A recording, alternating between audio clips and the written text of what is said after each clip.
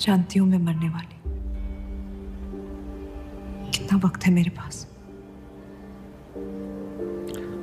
इतना वक्त है सत्या कि आपको उम्मीद नहीं छोड़ना चाहिए। उम्मीद सिर्फ इंतजार करवाती है, सच्चाई नहीं बदलती। कितना वक्त है मेरे पास? 1 साल, 2 शायद।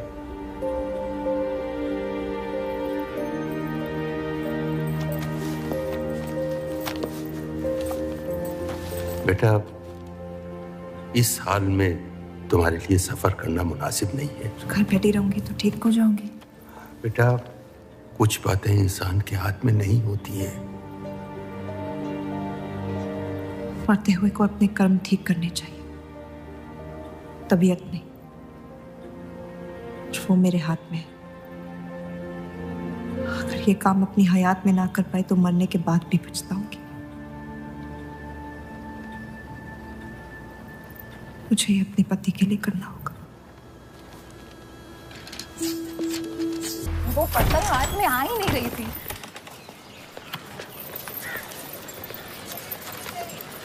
तुम अंदर जाओ। आप फिर आ गई। रूप, आपसे तो होगा नहीं पिताजी। मेहरबानी करके जाइए यहाँ से। मेहरबानी करके एक बार और मेरी विनती सुन लो रूप। देखिए सत्या जी, जब आपके पिता ने हम पर वो सारे एहसान किए थे, हमें पता नहीं था कि एक दिन उनकी बेटी उनके एहसानों को ब्याज समेत वापस लेने आ पहुंचेगी। मैं ब्याज लेने नहीं आई हूँ रूप, बल्कि आपसे एक एहसान मांगने आई हूँ। माफी चाहती हूँ, मैं आप पे ये एहसान नहीं कर सकती। मेरी आज़ादी बिकाऊ नहीं है। आप गलत समझ रही हैं रूप। या शायद मैं ही सही समझ रही हूँ। मैं आपकी जिंदगी से बस 1 साल मांग रही हूँ रूप, क्योंकि मेरी जिंदगी में सिर्फ 1 साल बचा है।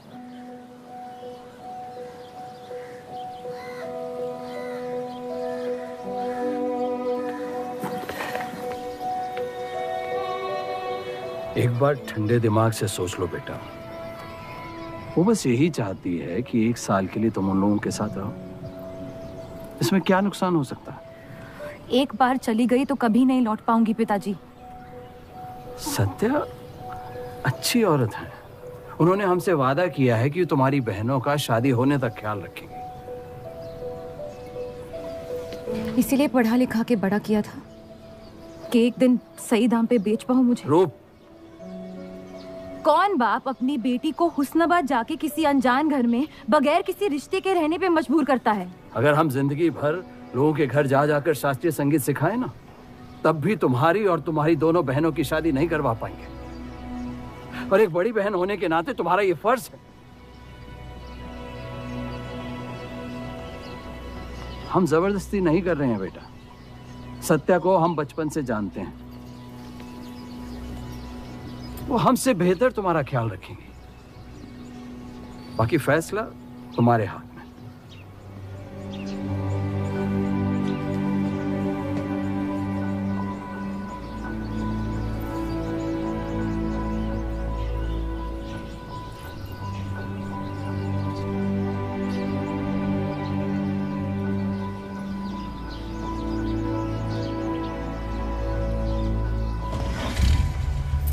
रुकिए।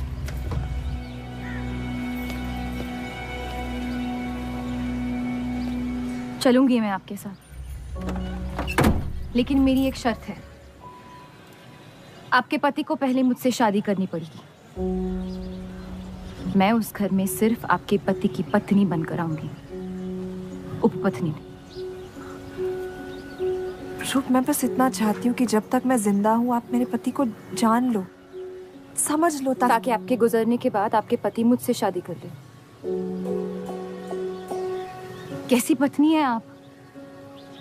और अगर एक पल के लिए मैं आपके इस पागलपन में शामिल भी हो जाऊं, तो इस बात की जमानत कौन देगा कि आपके गुजरने के बाद आपके पति मुझसे शादी कर लेंगे? किसी भी वजह से अगर उन्होंने मुझे घर से निकाल दिया तो फिर कहाँ जाऊंगी मैं? क्या होगा मेरा? ये सब जानने के बाद कौन अपनाएगा मुझे? सोचा है आपने? मैं वादा कर। वादा? जब आप ही नहीं रहेंगी तो आपका वादा निभाएगा कौन? तू शादी किए बगैर मैं उस घर में नहीं जाऊंगी।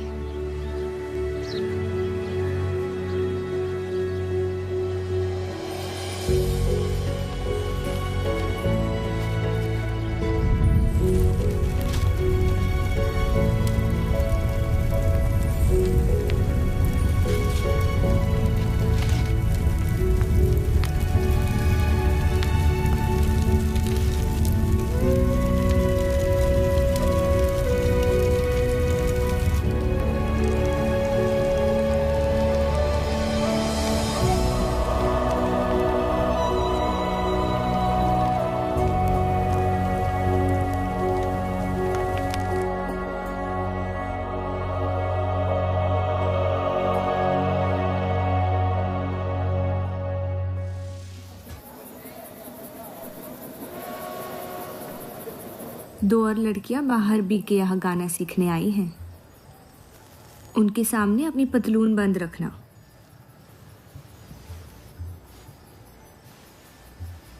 पता है, सारी हिंदू लड़कियां अमृतसर जाने की बात कर रही हैं।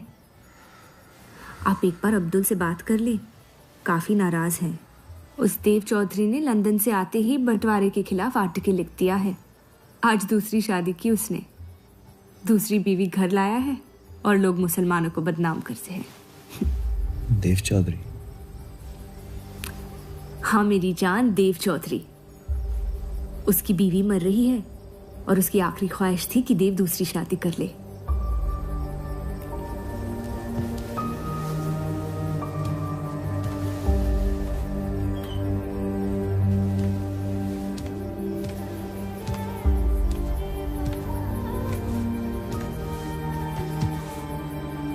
क्या हुआ जफर?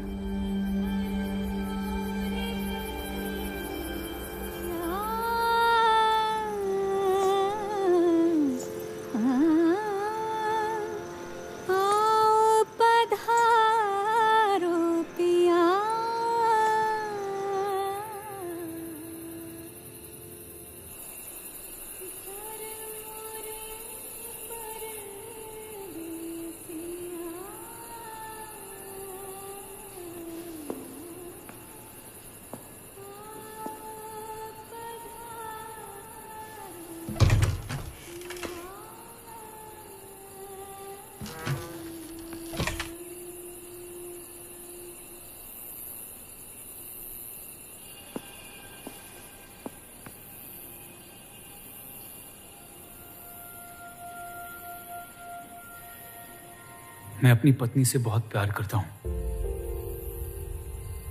मैं नहीं जानता कि सत्या ने आपको ये शादी के लिए राजी कैसे किया, लेकिन मैंने ये शादी सिर्फ उसकी खुशी की खातिर की है। मुझे गलत मत समझिए, आपको इस घर में पूरी आबरू के साथ रखा जाएगा। इस रिश्ते में इज्जत होगी, प्यार नहीं होगा। आप मुझसे जितनी कम उम्मीद रखेगी, तकलीफ उतनी कम होगी। उम्मीद करता हूं कि आपका दिल मुझसे बड़ा हो और वक्त के साथ आप मुझे माफ करती रहे।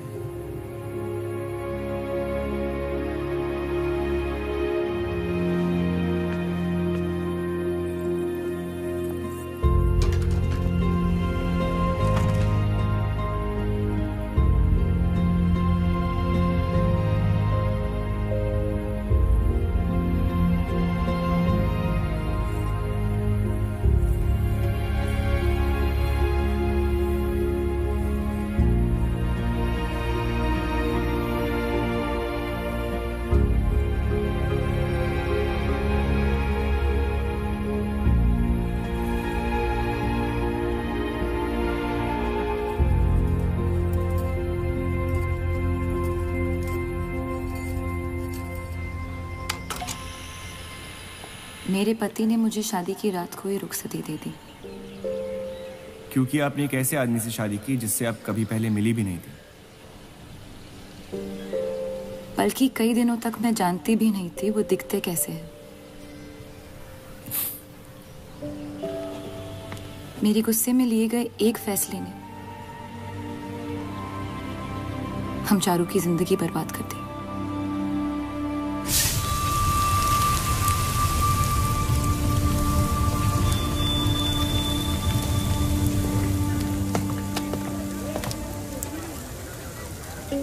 ऐसे जफर मियाँ, अगर आपको अपनी तलवारों से इतना ही इश्क है तो लोहारों की लड़ाई में शामिल क्यों नहीं हो जाते? उसी लड़ाई के लिए तो तलवारें बना रहा हूँ। बस इन्हीं तेज जुमलों से ना जीरा मंडी की औरतों के दिल काट रखे हैं आपने। कल मीटिंग में क्यों नहीं आए? एक और दिल कटने का इंतजार कर रहा था, उसे तोड़ना नहीं चाहता था।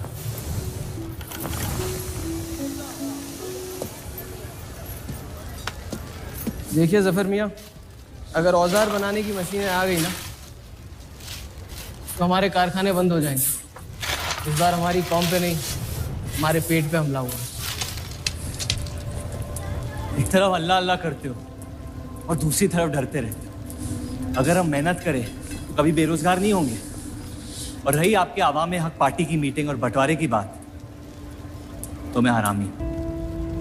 मुझे खुद के अब्बा ने उनका नाम तक नहीं दिया। जो आदमी अपने हक के लिए नहीं लड़ा, वो आवाम के हक के लिए क्या लड़ेगा? चलिए छोड़िए।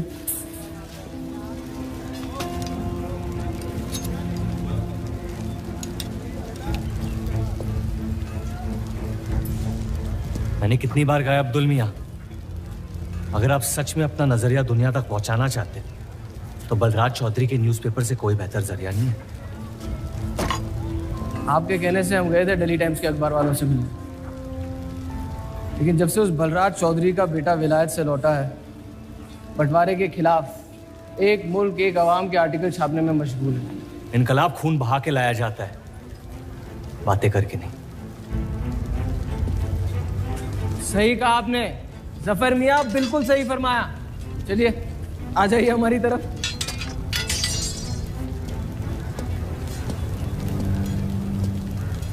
गलत ना समझे मुझे, भाई है अब मेरे, जान दे सकता हूँ, लेकिन सिर्फ आपके लिए। बस मुझे इन चौधरियों के मसलों से दूर रखिए अब अब्दुल मियाँ।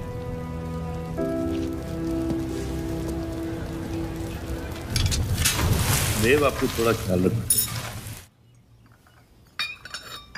ये एक मुल्क एक आवाम का आर्टिकल लोगों को हजम नहीं हो रहा। धर्म के नाम पे अंग्रेज हमारे देश का बंटवारा कर रहे हैं, जिससे फ्यूचर में किसी का फायदा नहीं होगा।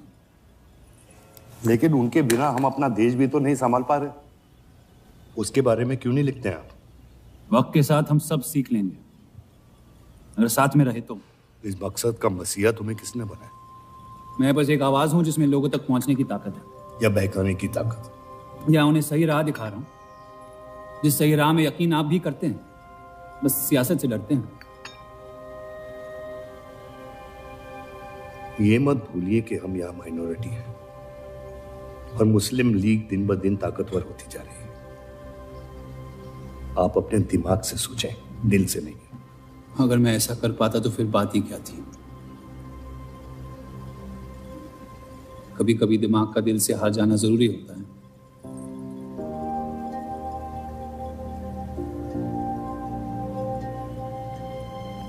क्या हुआ सरोज? रूप कहाँ है? वो नीचे नहीं आना चाहती।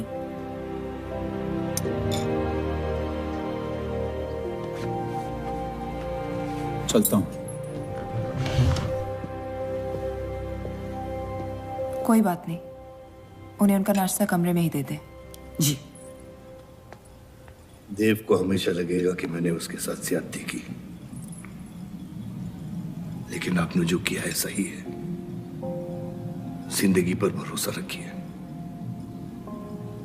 उसने जो उलझाया है वही खुद सुलझाएगी।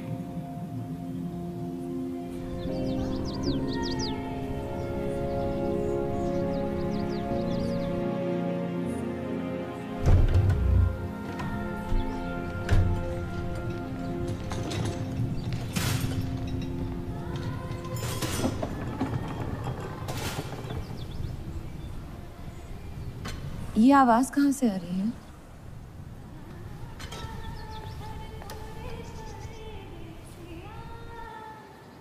बहार बेगम की हवेली से। किसी जमाने में हुस्नाबाद की सबसे मशहूर मुजरे वाली हुआ करती थी, लेकिन फिर उन्होंने नाचना छोड़ दिया। अब गाना सिखाती हैं। कहाँ है बहार बेगम की हवेली? हीरा मंडी में, इस शहर का सबसे बदनाम मोहल्ला। उस जगह का सिर्फ नाम लेने से ही लोगों के नाम खराब हो जाते हैं। अरे हम कह रहे हैं आपसे मुंशी साहब, हमारे जफर भाई से अच्छा लोहार पूरे हीरा मंडी में नहीं है। अभी पिछले साल ब्रिटिश आर्मी की तलवारें भी इन्होंने ही तो बनाई थी। ये वही हराम का पिल्ला है ना जफर? वो कहाँ से आए हैं उससे क्या फर्क पड़ता है, आप उनका काम देखिए ना।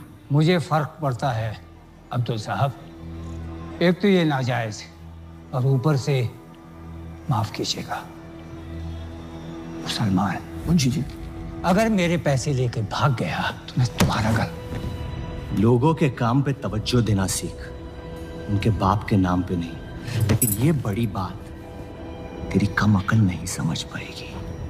छोड़ दे, छोड़ दे जफर, मैं कह रहा हूँ जफर छोड़ दे। छोड़ दे जफर।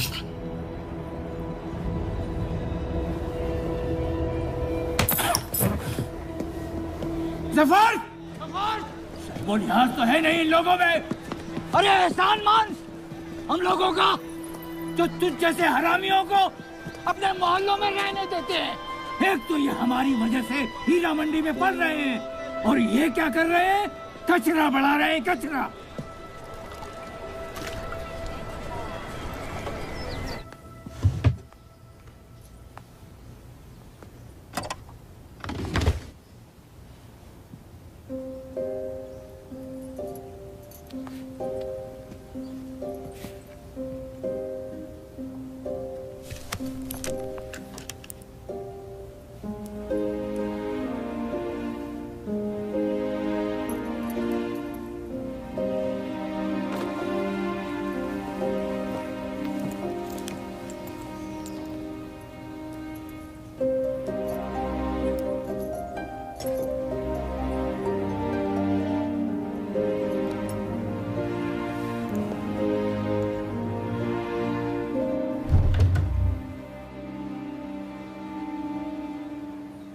रूप,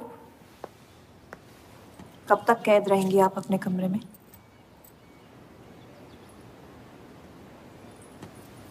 अब आप शादीशुदा हैं, आपकी भी कुछ जिम्मेदारियां हैं इस घर में। किसकी तरफ? आपके पति की तरफ, जो सिर्फ आपसे प्यार करते हैं। हम दोनों ने एक दूसरे को देखा तक नहीं है। मेरी एक ही जिम्मेदारी थी, अपनी बहनों की तरफ। वो मैंने ये शादी करके निभा लिया।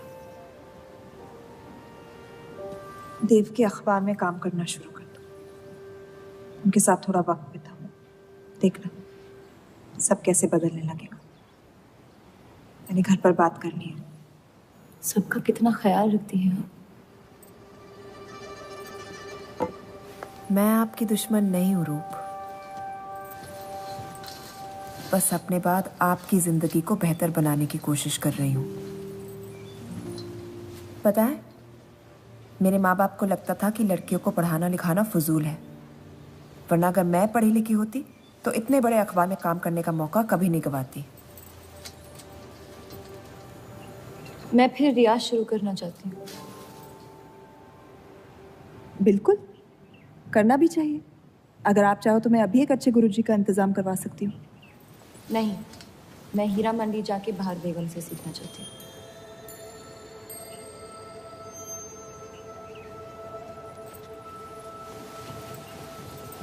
कम वक्त में काफी ज्यादा जान गई हैं शहर को आप, पर इस घर के उसूल को नहीं जानती। आप संगीत सीख सकती है, मगर हीरा मंडी कभी नहीं जा सकती। अगर मुझे हीरा मंडी जाने नहीं दिया तो फिर मैं अखबार के लिए भी काम नहीं करूंगी। मत करो, कैद कर लो अपने आप को अपने गुस्से में, लेकिन याद रखना अपनी किस्मत आपने खुद लिखी है, अपनी मर्जी से।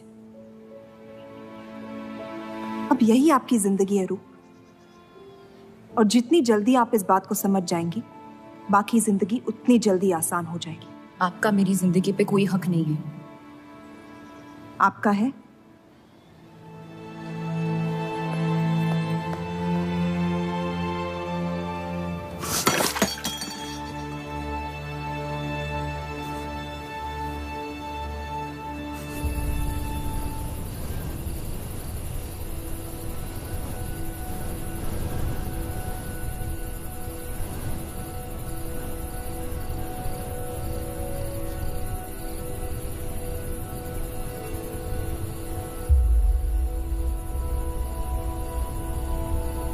हरगिज़ नहीं। बाबा, मैं रूप को जानती हूँ। एक बार उसने अपना मन बना लिया, फिर वो किसी की नहीं सुनती। वो इस घर की बहू है और उसे भी सबकी तरह इस घर के उसूलों की इज्जत करनी पड़ेगी।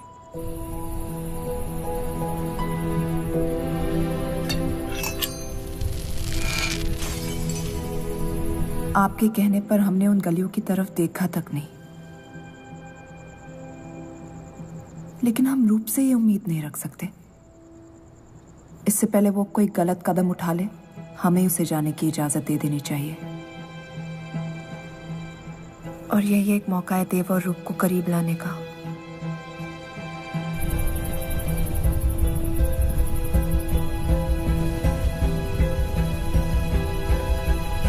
रूप, ये क्या कर रही हैं आप?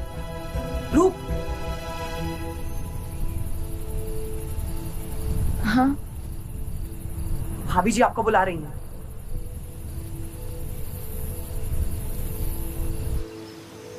मेरी जिद और उनके उसूल के बीच मेरी जिद जीत गई।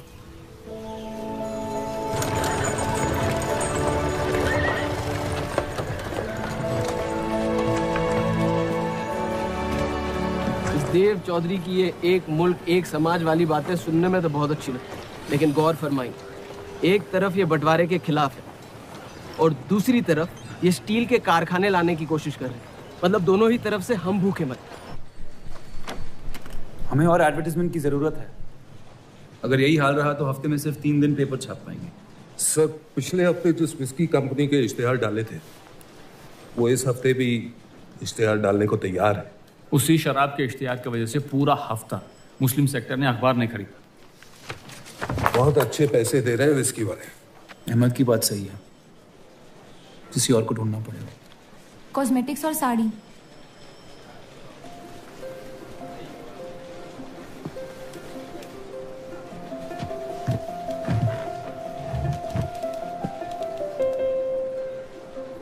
काजल और कपड़ों से तो किसी को एतराज नहीं हो सकता। शराब के बदले लक्स साबुन का इश्तिहार डालते हैं पेपर में। इन इश्तिहारों की वजह से औरतें भी पेपर खरीदेंगी। माफी चाहती हूँ, बस ख्याल आ गया तो बोल दिया। मैं देव चौधरी से मिलना चाहती हूँ। और आप कौन? रूप, उनकी पत्नी।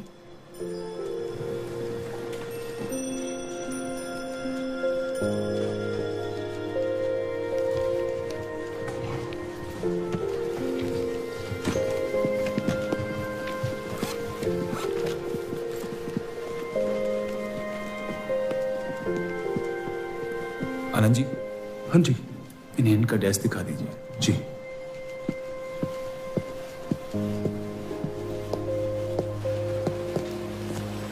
माइसेल्फ अनंत पाल। नमस्ते। वैसे ये कौन है?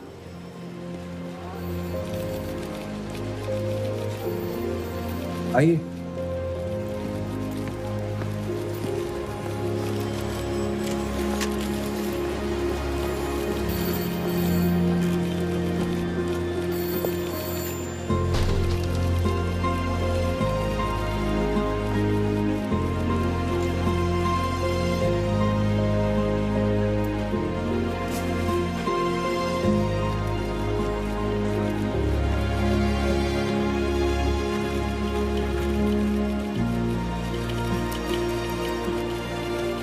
कमाल है, पति पत्नी एक दूसरे को जानते तक नहीं। निकाह हुआ है इनका शायद। उस दिन अगर पर्दे के पीछे आप भी होते तो देव साहब को पता नहीं चलता।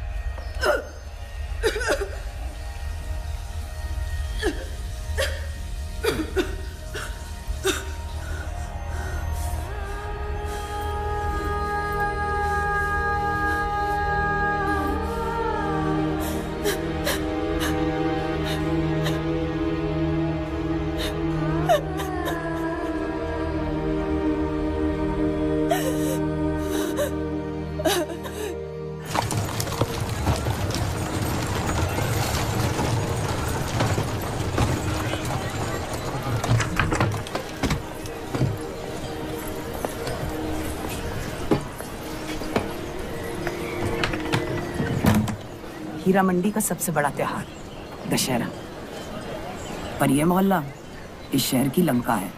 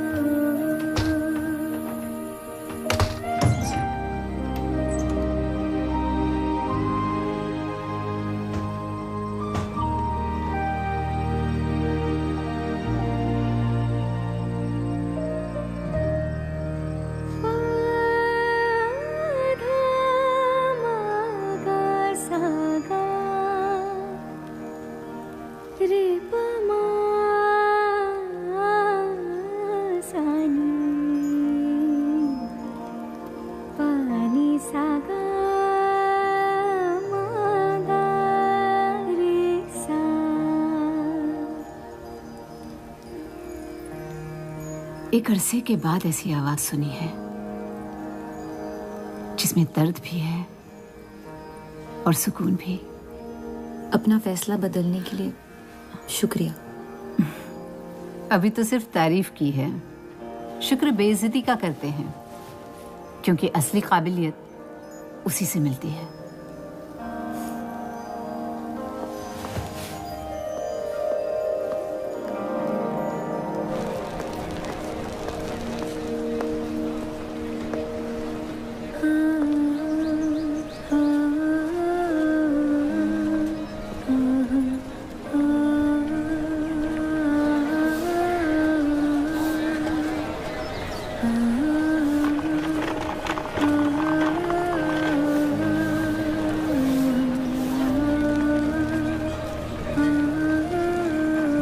चले?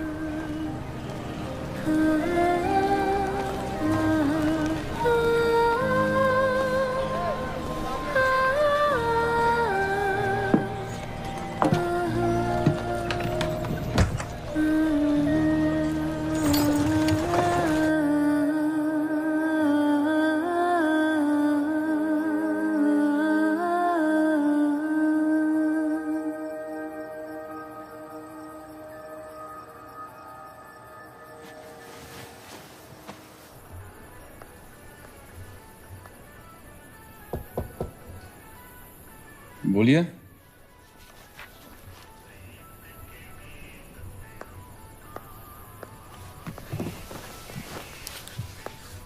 आपसे ऑफिस में बात करनी थी, लेकिन मौका नहीं मिला।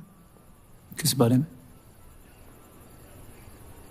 मैं आपकी कंपनी में सिर्फ हाजिरी नहीं देना चाहती, काम भी करना चाहती हूँ। मैं एक आर्टिकल लिखना चाहती हूँ। किस मुद्दे पे? हीरा मंडी पे। उस इलाके के लोगों को देख के लगता है कि हर घर में कई कहानियां छुपी हुई है। अगर आप कोई ऐसी कहानी ले आए जो पढ़ने लायक हो तो छाप देंगे।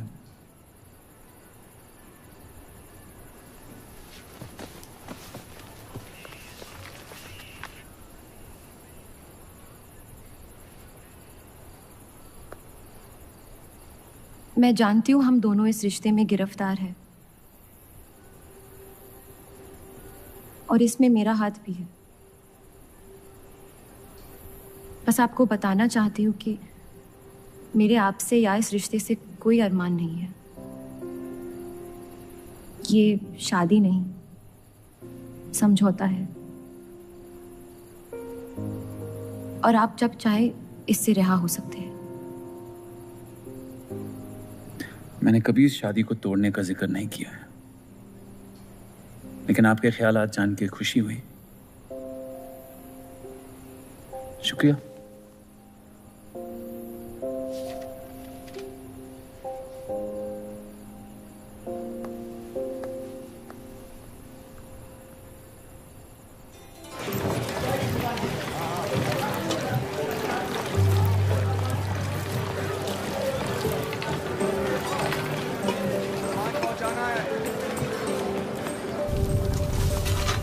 सुनिए, ये अब्दुल खां कहाँ मिलेंगे? जफर भाई, अब्दुल मियां कहाँ है? ये उनसे मिलने आई है। जाइए।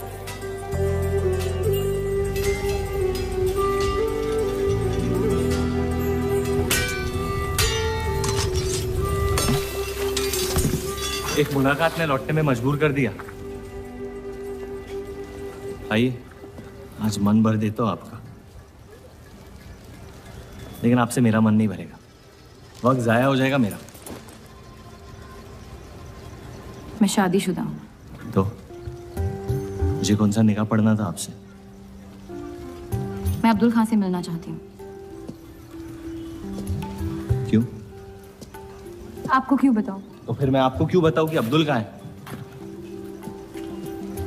मैं हीरा मंडी और उसकी लोगों की कहानियों पर एक आर्टिकल लिखना चाहती हूँ। तो इसलिए आप तवाइफ के कोठे पे आई थी? ये कोई तरीका है बात करने का? तवाइफ को ताजमहल कह दूंगा तो उसकी किस्मत नहीं बदल जाएगी। सारी औरतों को एक ही नजर से देखते हो?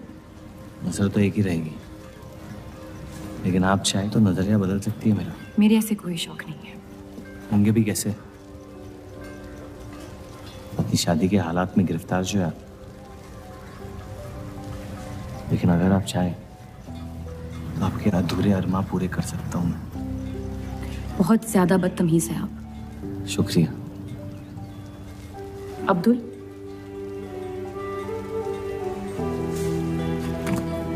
शुक्रिया।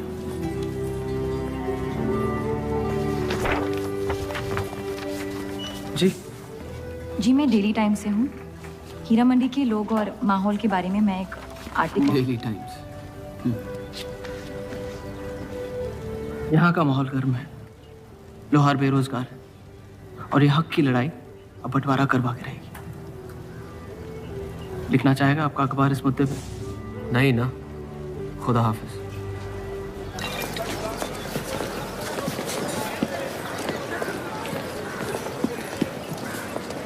क्या चाहिए? उसका जवाब मत देना। बस पूछना चाहता हूँ, आपका काम हो गया? आपको अचानक क्या हो गया? नहीं, वो अब्दुल मियाँ बड़े तंग मिजाज के, पूरा दिन बंटवारे के लड़ाई में उलझे रहते हैं। हमें क्या लेना? जब तक हमारा इलाका हमारा है, सब ठीक है। चलो, शुक्र है कम से कम अपने इलाके की तो इज्जत करते हैं आप। मुझ पे यकीन करना मुश्किल हो सकता है, जानता हूं। और क्यों है इस इलाके से इतना लगाव? खूबसूरत लड़कियां रहती हैं यहाँ। खूबसूरत भी और आसान भी।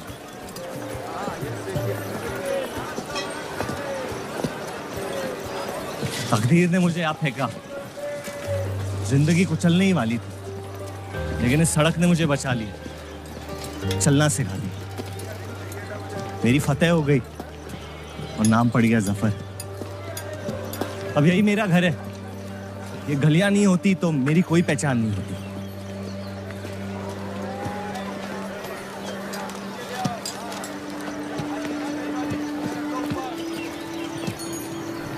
मुझसे बेहतर हीरा मंडी को कोई नहीं जानता। तो रूप बहुत अच्छा है आपका, माशाल्लाह।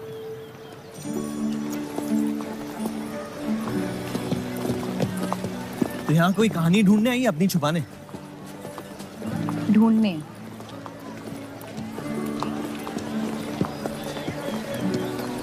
अपनी शादी में खुश हैं आप?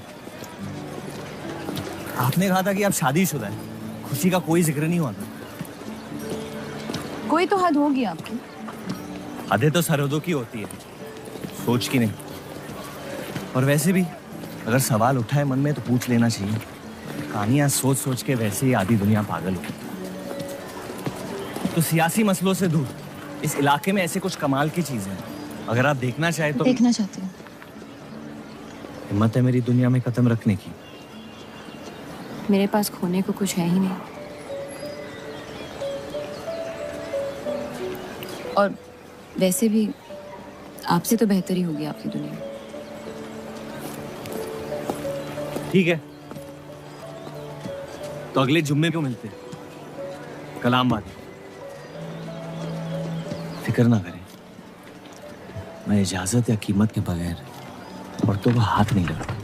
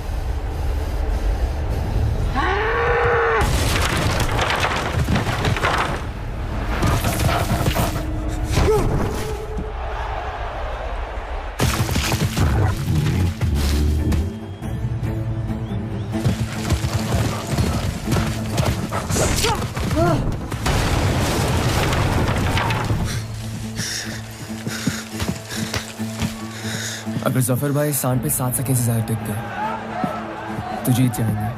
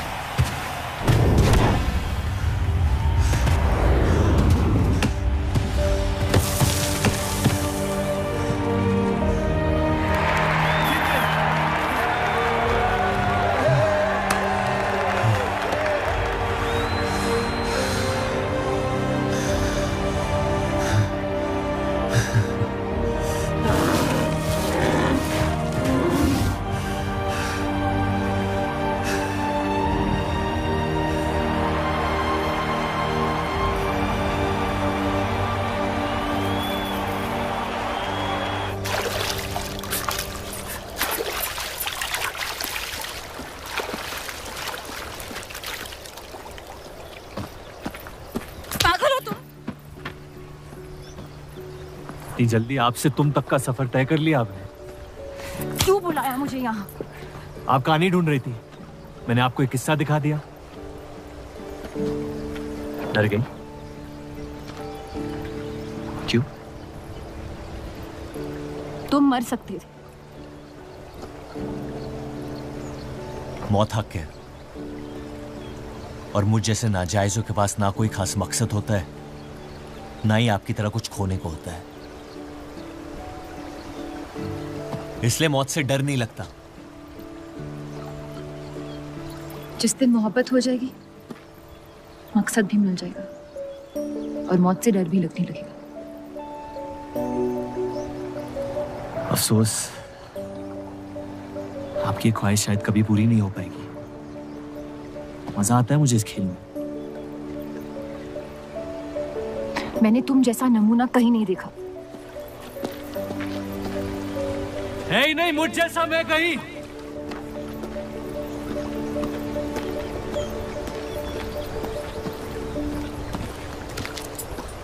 ये वही जर्नलिस्ट लड़की है ना? इसे तो छोड़ दे। एक दिन छोड़ दूंगा। अच्छी लड़की है बेचारी। जरूरत से ज्यादा, इसलिए शायद बुरे ख्यालात भी नहीं आते इसके बारे में। सुना है शादीशुदा है। आप जानते हैं ना आप क्या करें?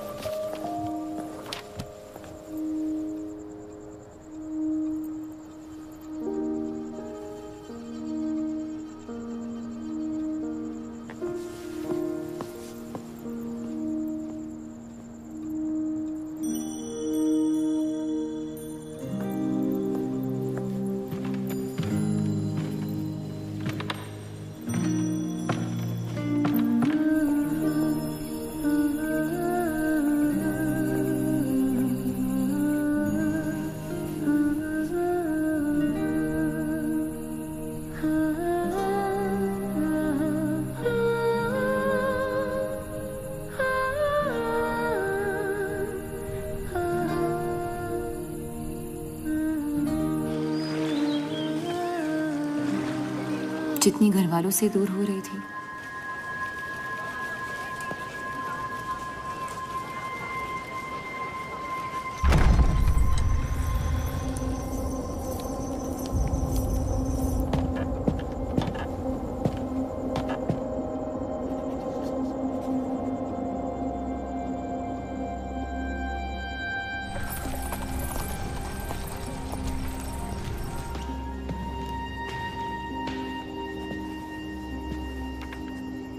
हीरा मंडी के लोहार आ जाए थे मुझे मिलने। आपको उनकी बात सुन लेनी चाहिए, वरना वो हमारे मुस्लिम स्टाफ को स्ट्राइक पे जाने पर मजबूर कर सकते। बाबा, साफ साफ बताइए किस बारे में बात करना चाहते हैं आप? रूप।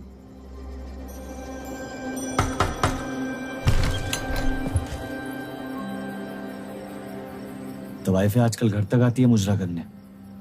माफी चाहते हैं, हम गलत पते पे आई है। रूप को बख्श दे जफर। कब तक असलियत से मुंह फेरते रहोगे? जब तक असलियत जिंदा रहे। आप ही से सीखा है। आपको अचानक रूप की इतनी फिक्र क्यों हो रही है? इस सब में रूप की कोई गलती नहीं है। इस सब में मेरी भी कोई गलती नहीं थी। अगर सीखना है तो मर्द बनकर अपनी मुश्किलों से लड़ना सीखो। अपनी जिंदगी के लिए किसी को जिम्मेदार मत ठहराओ। वही तो मुश्किल है बाबा। आप जैसे मर्द से कुछ नहीं सीखना चाहता मैं। आप अब्दुल को इस्तेमाल करके अवाम को उनकी प्रेस के खिलाफ भड़का रहे हैं, मोर्चे करवा रहे हैं, और हम आपसे कुछ नहीं कह रहे हैं। लेकिन रूप, दूसरों की गुनाह की सजा दूसरों की नहीं, उसे आपकी गुनाहों की सजा दी जा रही है। अम्मी,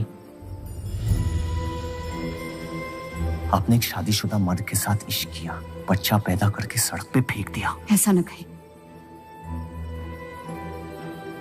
17 साल के थे हम, मोहब्बत हो गई थी उनसे, और आज तक उससे हम रिहा नहीं हो पाए। गलती हो गई जिसे आज तक मैं सुधार नहीं पाया। होशो हवास में की गई गलती गलती नहीं होती, बेईमानी होती है। और आज तक आपने अपने इस गुनाह को कबूल करने तक की हिम्मत नहीं की। हमारी मोहब्बत ने हमें खुद कर्ज बना दिया था। हमने बच्चा इसलिए रखा ताकि बलराज के और करीब हो पाए, लेकिन वो हमसे और दूर चले गए। हमने सोचा बच्चे की शर्म से भाग रहे हैं, आपको छोड़ देंगे तो वापस लौट आएंगे। फिर हम समझ गए कि वो आपसे नहीं हमसे भाग रहे थे। हम आपको लेने वापस आए थे, लेकिन आप नहीं। फेंकी हुई चीजें अक्सर सड़ जाती है अम्मी। हमारा रिश्ता भी अब हमेशा के लिए सड़ चुका है। अब आपकी मैयत के अलावा मेरे पास और कोई वजह नहीं है आपके पास लौटने की। देव,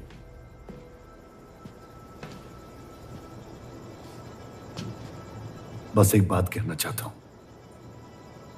मेरी भी शादी जबरदस्ती हुई, इसीलिए मैंने इस घर के बाहर प्यार ढूंढने की कोशिश की।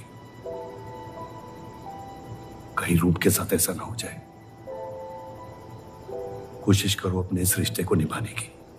सब आपकी अक्ल के नहीं होते पापा। कम से कम मैं रूप की इज्जत करता हूं। आपने मां की कभी इज्जत नहीं की, और उसकी पूरी जिंदगी ये सोचने में निकल गई कि शायद उनमें कोई कमी थी। आपके बच्चे तक को कबूल करने को तैयार थी। पता नहीं इतनी हिम्मत कहां से लाती थी वो।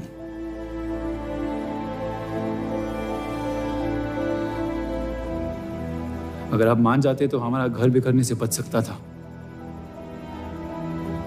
लेकिन आपका घमंड आपकी गलतियों से भी बड़ा था।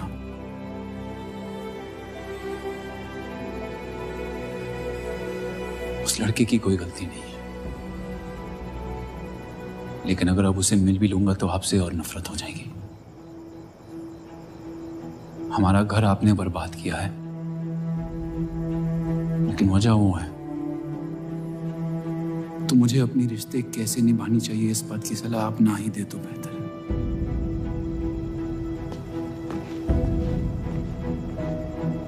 बलराज चौधरी ने अपने जायज बेटे को मेरे हिस्से की दौलत, शोहरत और इज्जत दे दी, तो बदले में मैं उसके बहू को छीन लूंगा। और मेरे पास कुछ खोने को तो है नहीं। हरामियों का कोई वजूद नहीं होता, उनका कोई ईमान नहीं होता, किसी को उनकी जरूरत नहीं होती है। यही सुन सुन के बड़ा हुआ हूं मैं। लेकिन अब बस, जिस लड़की को वो अपना घर आबाद करने के लिए लेके आए थे, उसी लड़की से मैं उनका घर बर्बाद कर दूंगा। फिर क्या होगा? ये सब करने से आपको अपने अब्बा, अपना बचपन, अपनी इज्जत, अपना हक वापस मिल जाएगा। अपनी आंखों से नफरत हटाएं, फिर उस लड़की की मोहब्बत देख पाएंगे आप। इंतकाम की आग ने आपको अंधा बना दिया है। अपने अब्बा को बर्बाद करने के तैश में आप खुद को बर्बाद कर रहे हैं। मंजूर है, सब कुछ फना कर दूंगा। उन्हें पता भी नहीं चलेगा कि उनकी तबाही हुई कैसे। जिस आदमी ने मेरा इनकार किया था, वो खुद आके मुझसे माफी मांगेगा, और तब उसकी उम्मीद पर मैं ऐसी आग लगाऊंगा कि जहन्नम भी 2 पल देखते रह जाएगा। उसे अपनी कर्मों की सजा मिलकर रहेगी, और उसके बदले में अगर मेरे कर्म बिगड़ जाए तो वो भी मुझे मंजूर है। अम्मी,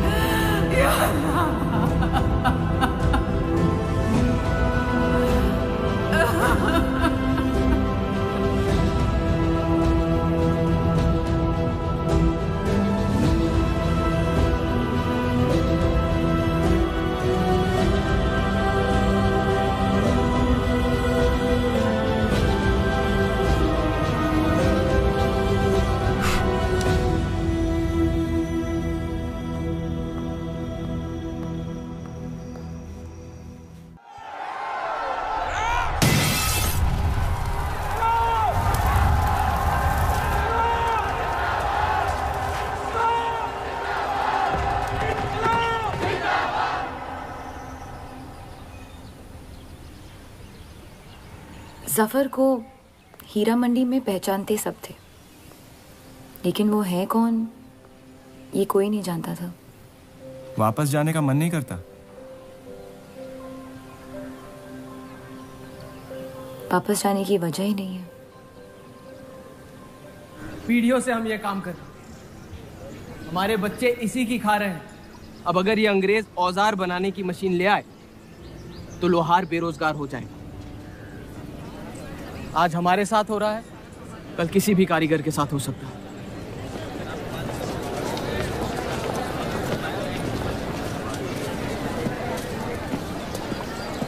आपके कहने पे हमने चौधरी की फैक्ट्री से भी कारीगर बुलाए थे। को लगता है बात चौधरी तक पहुंचेगी और वो हमारा सपोर्ट करेंगे। उसके पेपर की आवाम हक पार्टी से दुश्मनी पुरानी है। बलराज चौधरी जैसे लोग कभी कभी अपने मजहब को अपना मकसद समझ लेते। सही कहा आपने। अगर वो अपने मजहब के लिए लड़ सकते हैं तो हम क्यों नहीं? ये लड़ाई इंसाफ की नहीं, हक की। और अब आपकी आवाम अपने खोए हुए हक को छीनने के लिए तैयार है।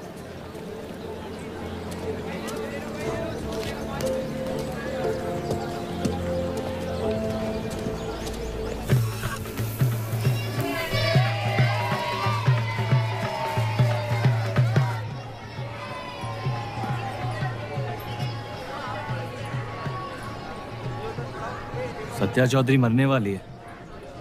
गुजरने वाली,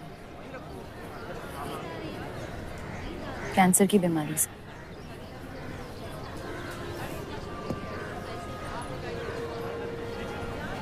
और उसके मरने के बाद क्या होगा? तुम उसकी तख्त पर बैठोगी, तुम्हारा शौहर तुम्हें पहली बीवी की इज्जत देने लगेगा, हमारी शादी खुशहाल हो जाएगी।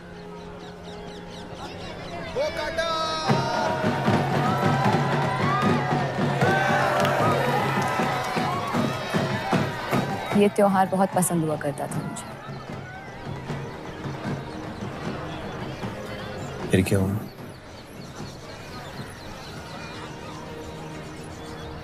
पतंग की उड़ान उम्मीद भर देती थी मुझे। अब सिर्फ कटी पतंगों पे ध्यान जाता है मेरा। यहाँ के लोग अपने पतंगों से बेहिसाब इश्क करते हैं, लेकिन इन्हें अपनी उड़ाने से ज्यादा दूसरों के गिराने में मजा आता है। तुम हर चीज में बुराई ढूंढते हो। हाँ, अगर तुमने मेरी जिंदगी जी होती ना, शायद तुम समझ पाती कि मेरी नजरों में इतना अंधेरा क्यों होता है। हालात सबकी जिंदगी में आते हैं, लेकिन कड़वा मन अंत में जहर बन के हम ही को जंग लगा देगा। जब किसी और की बर्बादी अपनी जीत जैसी लगे तो हमसे ज्यादा बर्बाद और कोई नहीं है इस दुनिया में।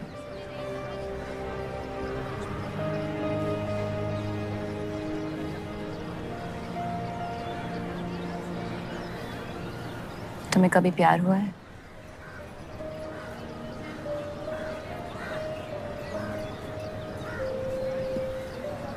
मैं इश्क लड़ाता बहुत तो इन पतंगों की तरह, लेकिन इश्क से कटता नहीं।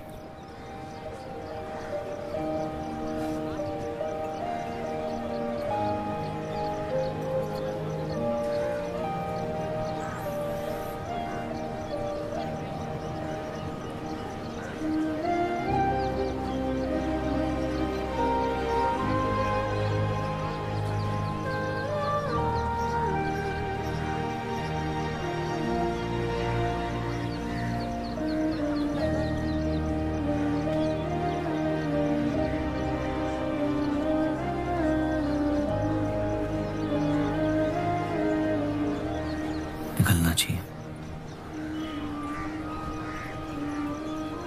वरना ये शाम हमसे आगे निकल जाएगी।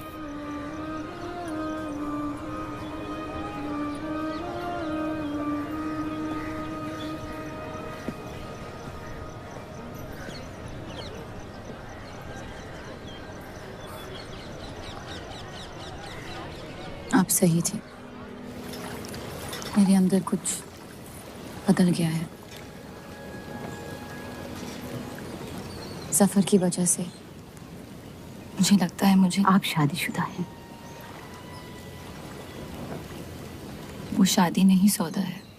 सोचना गलती है, लेकिन उस पर अमल करना गुनाह है।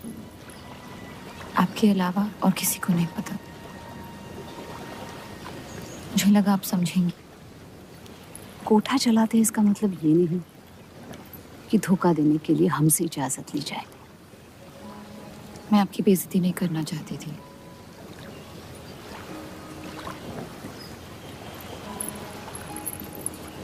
आपके शौहर अच्छे इंसान हैं।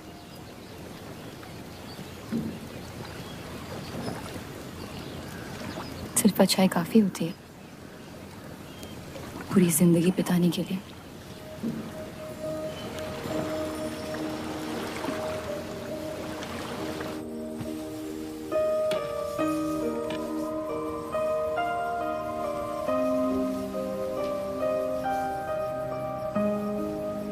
क्या हुआ?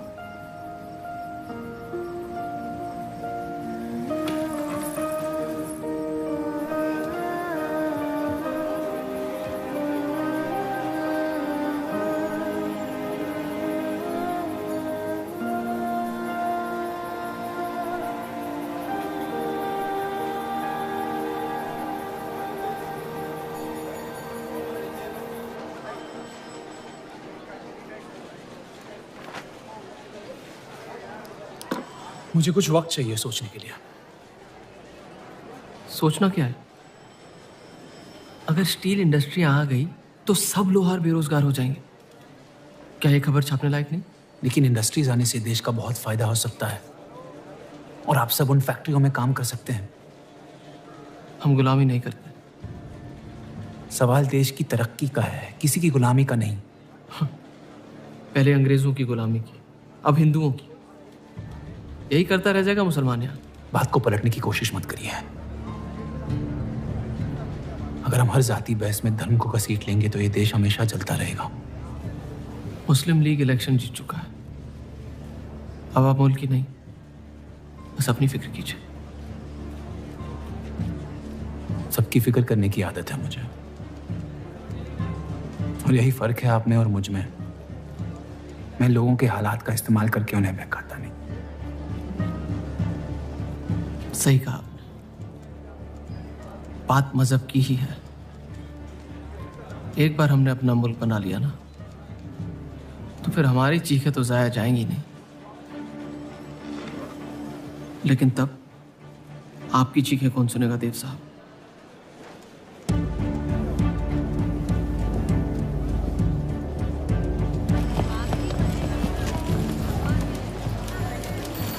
देव चौधरी की तीसरी नहीं है।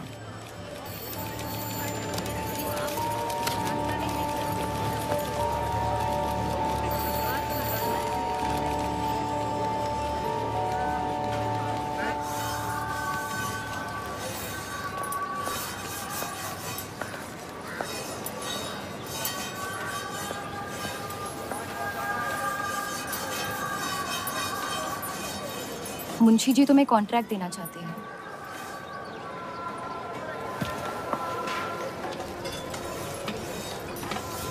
और बदले में तुमने उन्हें क्या दिया? सिर्फ हिंदू होने की वजह से तुम्हारी बात मान ली उन्होंने? मैं खैरात नहीं लेता। मैं मदद कर रही हूँ, खैरात नहीं।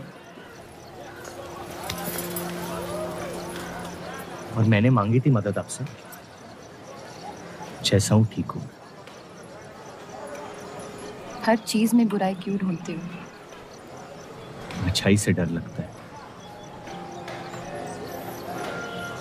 उसे अक्सर बदले में कुछ चाहिए होता। मैंने तुम्हारी जमानत ली है। मुंशी जी को समझाया कि हीरा मंडी तुम्हारा घर है और बदले में मुझे कुछ नहीं चाहिए।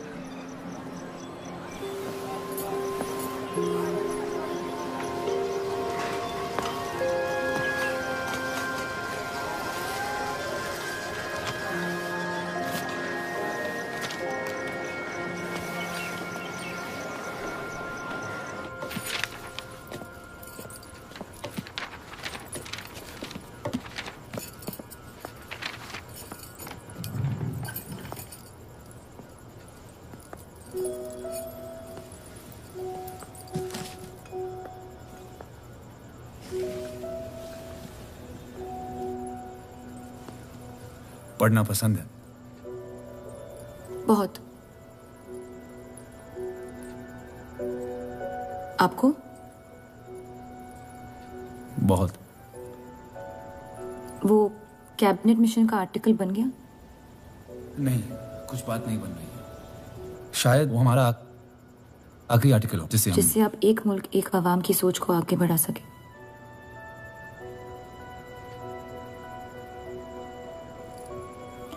आजादी की कीमत बंटवारा है। जितनी जल्द हम इस बात को मान ले उतना फायदा होगा।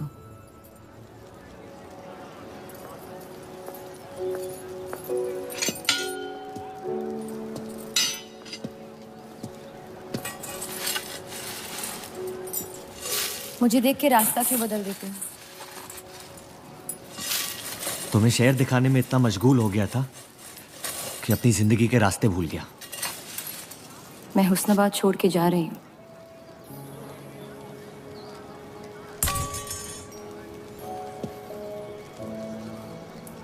अजीब है ये जिंदगी भी। पहले मुझे यहाँ आना नहीं था और अब यहाँ से जाना नहीं है। मुझे यकीन है कि तुम्हारे शौहर जहाँ तुम्हें लेके जाएंगे तुम वहां खुशी ढूंढ लोगी। मैं उनसे प्यार नहीं करती, ना ही वो मुझसे करते हैं।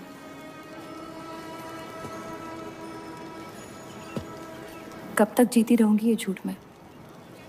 कुछ रिश्ते कर्जों की तरह होते हैं, उन्हें निभाना नहीं, चुकाना पड़ता है। तुम जो भी करने की कोशिश कर रहे हो उससे किसी का फायदा नहीं हो रहा। कभी कभी नुकसान रोक लेना फायदे से बेहतर होता है। जज्बात को रिवाजों की गुलामी नहीं करनी चाहिए। इस दुनिया के सारे गुनाहों में से सबसे बड़ा गुनाह कौन सा है पता है? अपने मन को मारना। मेरे मन में तुम्हारे लिए कुछ नहीं है रूप।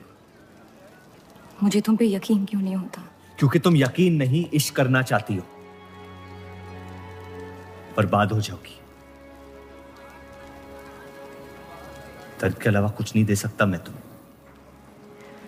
मंजूर है। तुम जानती नहीं मुझे, मेरी जिंदगी को, या उस वजह को जिस वजह से मैं तुम्हारे करीब होना चाहता था। और वो वजह मोहब्बत नहीं है।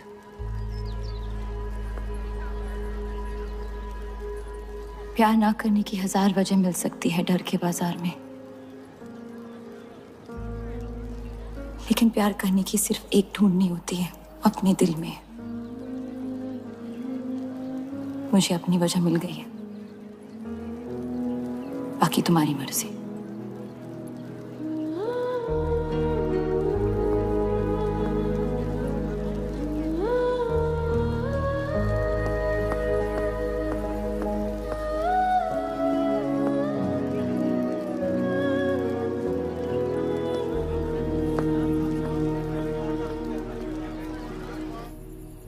आप लोगों को जल्दी हुस्नाबाद छोड़ने की तैयारी करनी चाहिए। मैं आपके बगैर कहीं नहीं जाऊंगा।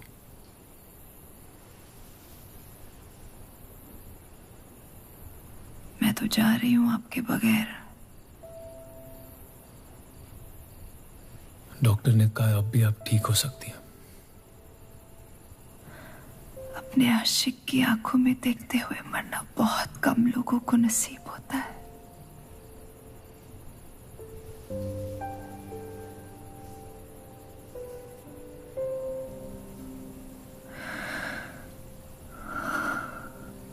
सुकून के आंसू है, बह जाने दीजिए। मेरा सुकून तो लेके जा रही है आप। अब क्या करूंगा जिंदगी का मैं?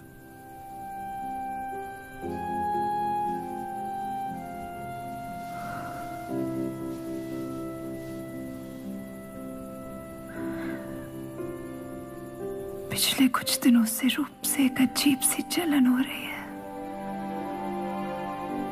अच्छी जलन। उससे मेरे हिस्से की खुशियां मिलने वाली है।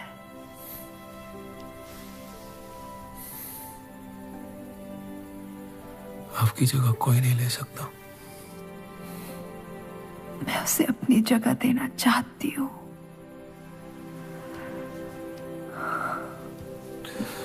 वादा करो,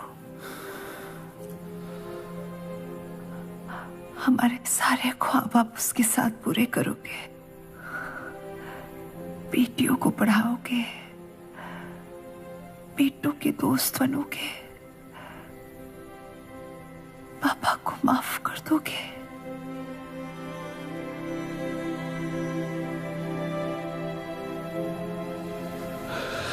मुझे मत छोड़ो सत्या, रुक जाओ।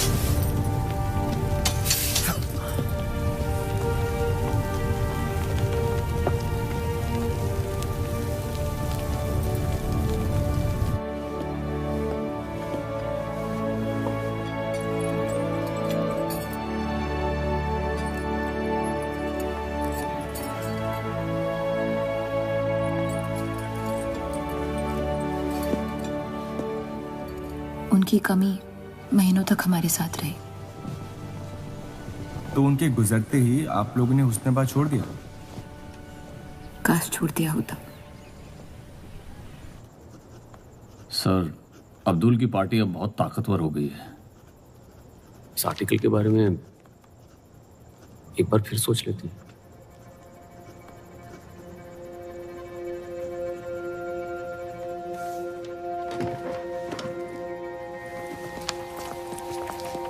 ईद मुबारक। आपको क्या वो जानते हैं वो क्या करने जा रहे हैं? वैसे ही अवाम में हक के लोग हमारे खून के प्यासे हैं। इस आर्टिकल के बाद यहाँ के लोहार हमें जिंदा जला देंगे।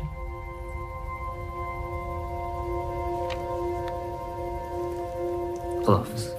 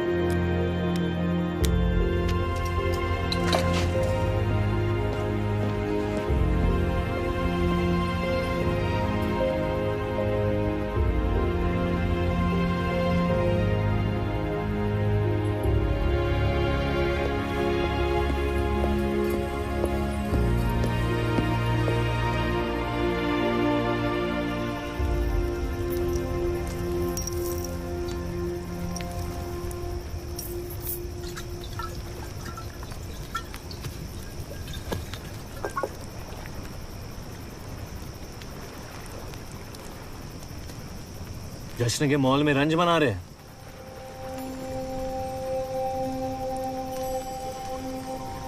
किसने कहा मैं रंज मना रहा हूं? जश्न में लोग मिलकर शराब पीते हैं। तनाश शराब रंज में पी जाती है।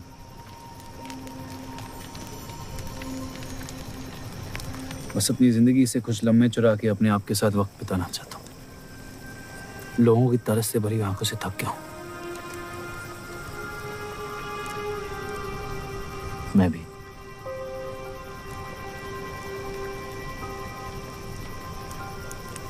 तो आपके रंज का राज क्या है? आपके हाथ में ना शराब है, ना आप जश्न में शामिल होना चाहते हैं।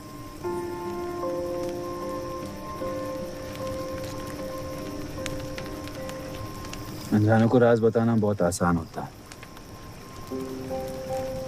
मन भी हल्का हो जाता है और इज्जत भी बनी रहती है। मुझे इश्क हो गया। शादीशुदा लड़की से। देंगे? मुसलमान हूँ। ईद मुबारक। शुक्रिया।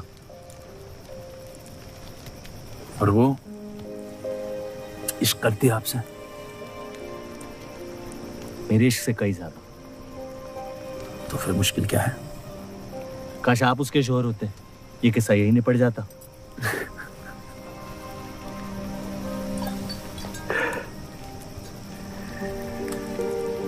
एक बार बात तो करके देखें। ये दुनिया भी बड़ी अजीब है। कोई किसी से बात नहीं करता, बस सीधे जंग पे निकल जाते हैं। कभी कभी जंग कर लेना दिल की बात बताने से आसान होता है। कौन सा पति एक ऐसी औरत के साथ रहना चाहेगा जो किसी और से प्यार करती है?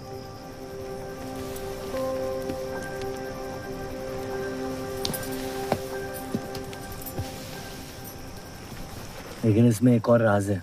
वाह वाह, मैं कहानी सुनने आया था, आपने कटहरा खड़ा कर दिया। मसला ये है कि मैंने उसे सिर्फ आधे सच बताए। तो पूरे बता दो। इतना आसान नहीं है। अक्सर इतना ही आसान होता है।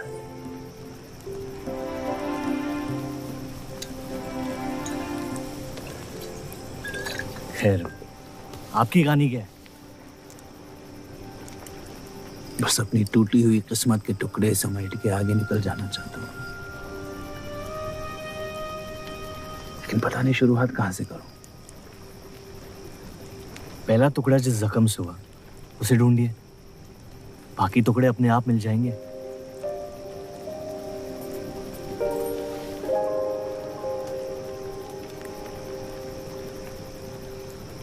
तो कितनी औरतों के साथ सोया? ये कैसा बेहुदा सवाल है? मतलब एक 18 साल की उम्र में शादी होगी। आप कितनी लड़कियों के साथ सोए हैं? उतनी गिनती नहीं आती है मुझे।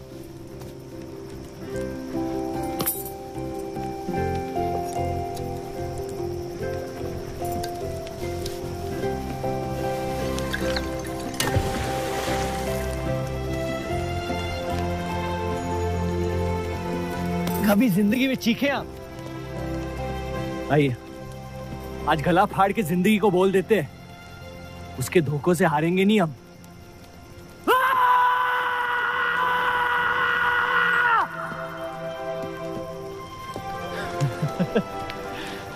आइए, कसम से कह रहा हूं रिहा हो जाएंगे आप।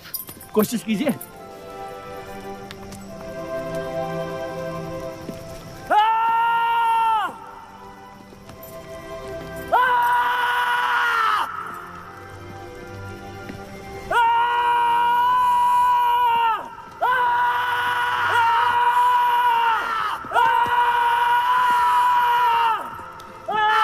बस बस बस।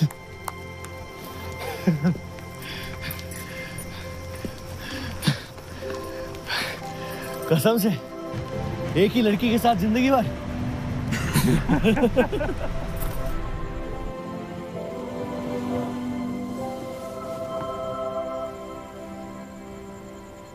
पिछला साल आपके लिए बहुत मुश्किल रहा है। अगर मेरे बर्ताव से आपको कोई तकलीफ पहुंची हो तो माफी चाहता हूं।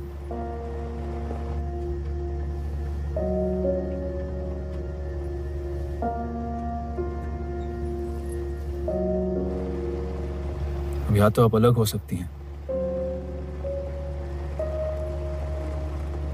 या इस शादी को एक और मौका दे सकती हैं।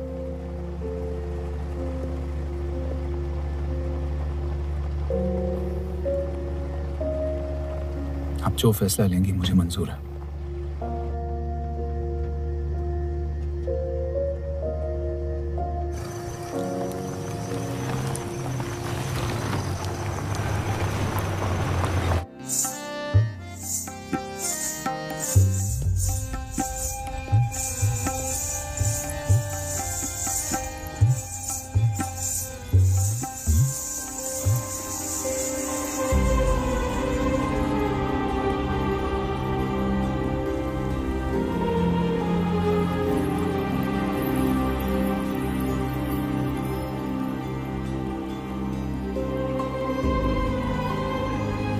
आपके कोठे के दरवाजे हमेशा खुले रहते हैं? हमें कुछ भी छुपाने की जरूरत नहीं है। हम ये शहर छोड़ के जा रहे हैं। अलविदा तो आप बहुत साल पहले कह चुके हैं। बताइए, आज कौन सी तकलीफ देने आए हैं? वक्त बदल गया, लेकिन आप नहीं बदली बाहर जान। अब अपने बेटे को इस्तेमाल करके आप हमारे खानदान को तबाह करना चाहती हैं। समझाइए उसे, रूप हमारी बहू है। खुदा के मजाक का भी जवाब नहीं। जिस आदमी ने इतनी जिंदगियों का तमाशा बनाया, आज वो अपनी इज्जत बचाने के लिए गुजारिश करने आए हैं। वक्त ने आपको भी नहीं बदला बलराज साहब। हमने आपको साफ साफ समझाया था कि हमारा रिश्ता गलत था, लेकिन आप सच्चाई बर्दाश्त नहीं कर पाई और जिंदगी भर हमसे धोखा करने का तमाशा करती रही। तो क्या यही कहकर तसल्ली देते रहे आप अपने आप को? रिश्ता गलत था तो क्यों बार बार लौट के आते थे हमारे दरवाजे पे?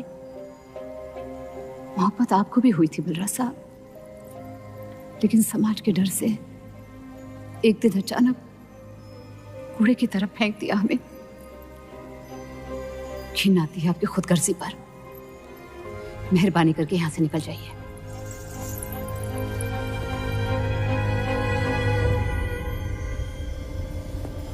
वाह, क्या रहमत बरसाई है खुदा ने मुझ पे आज।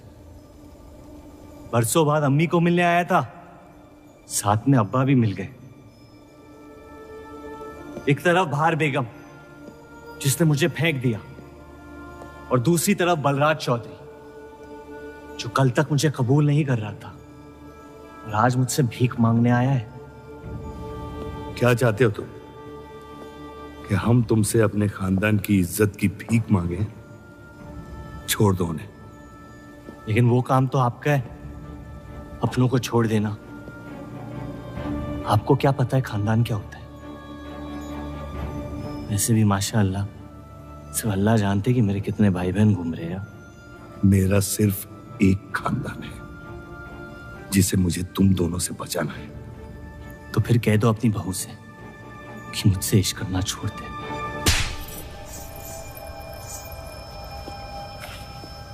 मैंने कहा था ना, गिरा दो इसे। इसकी पैदाइश ने हमारे रिश्ते का कत्ल कर दिया। क्या आपकी असलियत को जाहिर कर दिया? यह हमारी औलाद नहीं है, हमारी एक गलती का नतीजा है जिसे हम जिंदगी भर रिहा नहीं कर पाएंगे। जफर, छोड़ दो इन्हें। जफर,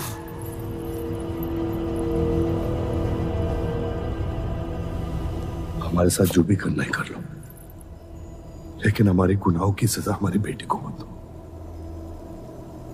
उसने कुछ नहीं बिगाड़ा तुम्हारा। मेरी मुलाकात हुई थी उससे आज।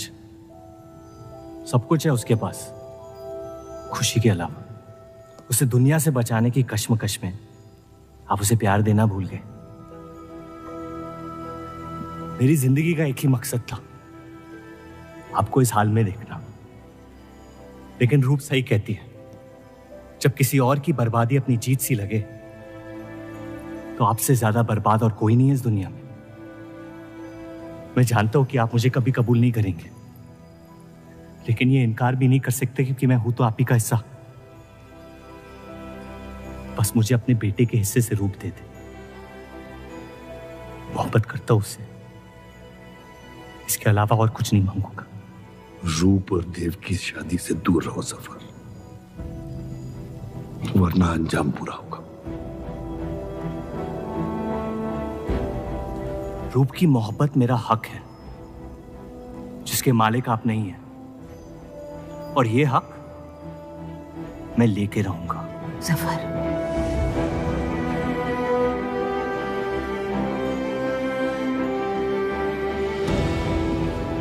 हम जानते हैं कि आप हमारी किसी भी बात पर राजी नहीं, लेकिन इस बार आप जानती हैं कि हम सही हैं।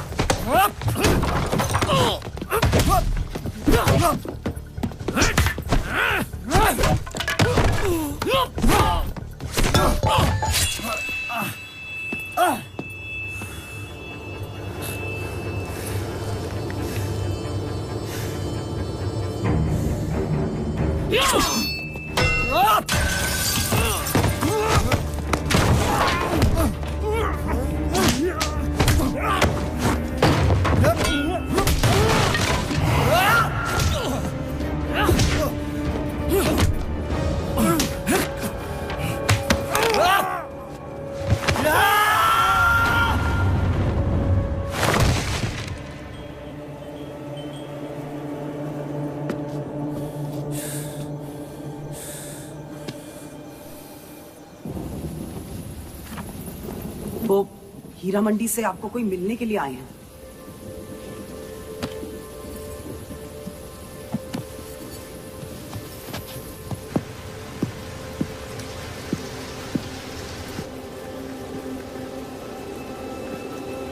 क्या हुआ मियाँ?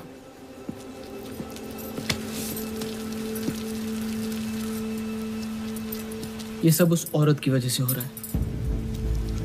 मुझे तो यकीन भी नहीं हो रहा कि चौधरी इस हद तक गिर सकता है आपको तकलीफ देने के लिए। इसमें रूप का कोई हाथ नहीं।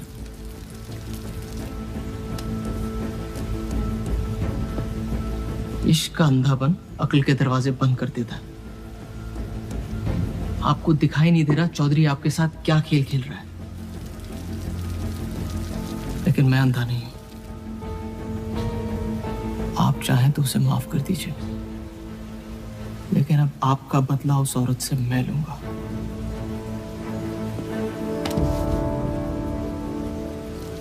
अगर उसे हाथ लगाया तो हमारे रिश्ते के साथ आपकी गर्दन भी काट दूंगा मैं।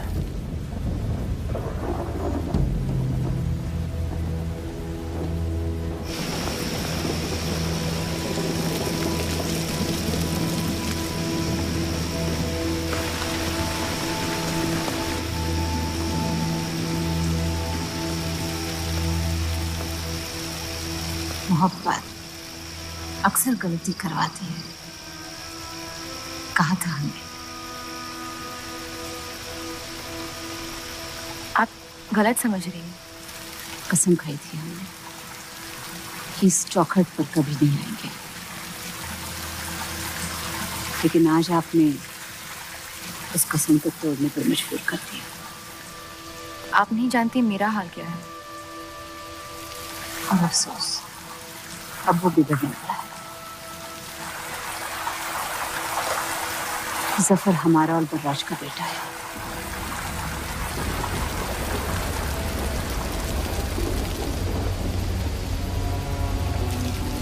उसने आपका इस्तेमाल किया है इस घर को बर्बाद करने के लिए। वो मोहब्बत करता है मुझसे, देखा है मैंने उसकी आंखों में।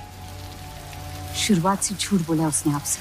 उसने अपने हालात में कुछ गलतियां की होगी, लेकिन हमारी मोहब्बत सच्ची है। पढ़ी लिखी हैं आप, अक्लमंद हैं। हीरा मंडी का लड़का है वो। उसकी जिंदगी में बिस्तर के बाहर किसी भी औरत की कोई कीमत नहीं है।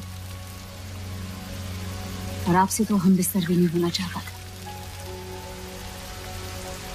बस वो यही चाहता है कि किसी भी तरह भरे बाजार में बलराज चौधरी को जलील कर पाए। और आपके अंधे इश्क ने उसके सपने को पूरा करने का मौका दिया। यही सच्चाई है, मान ले। अगर आप अपने शौहर को छोड़ के उसके पास भी चली जाती तो वो आपको कबूल नहीं करता। मोहब्बत उससे करते हैं जो आपकी इज्जत कर सके।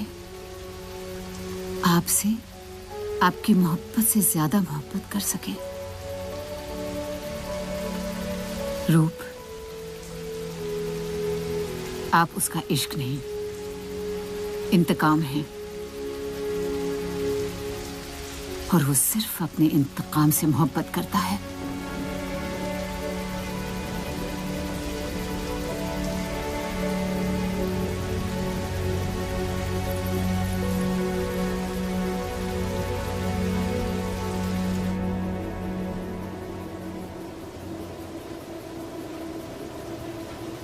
ये खानदानी लड़ाई जीतने के लिए आपने इतने साल हमें सियासी जंगों में फंसा दिया। सही कहते हैं सब, हरामियों का कोई ईमान नहीं होता।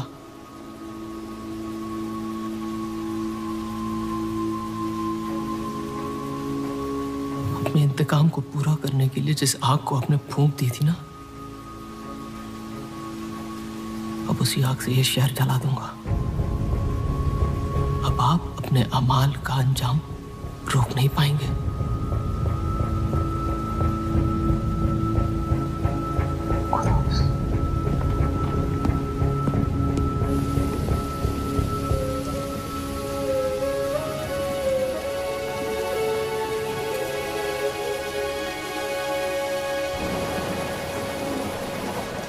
जरूरी था। जफर हमसे नफरत शुरू से करते हैं।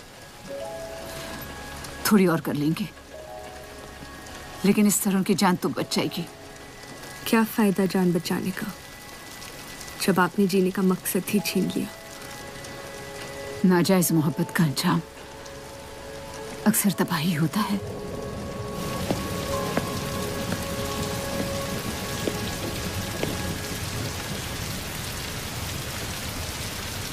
जफर नाम है उसका, तुम्हारा भाई, जिसे तुम ईद के दिन पे मिले थे। मुझ में हिम्मत नहीं थी अपनी गलतियों को कबूल करने की।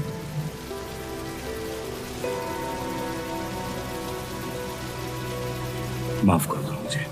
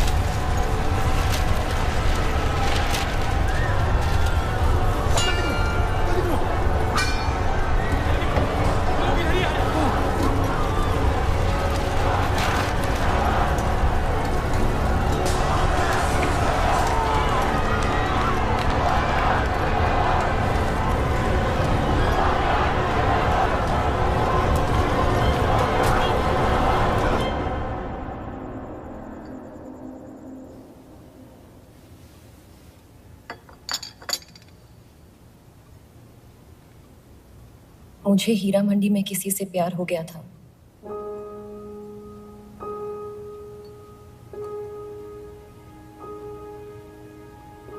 आपने शुरुआत से मुझसे सच कहा है। अब जब हम इस शादी को ठीक तरह से कायम कर रहे हैं, मैं आपको अपना सच बता देना चाहती हूँ।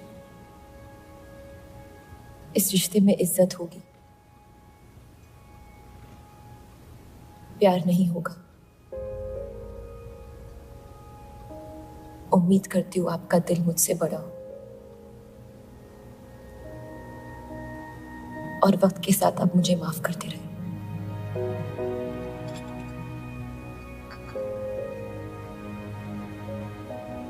आप किसी से प्यार करती थी?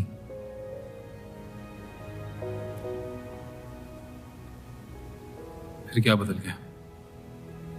मैं उनकी इज्जत नहीं करती। और प्यार खत्म हो गया?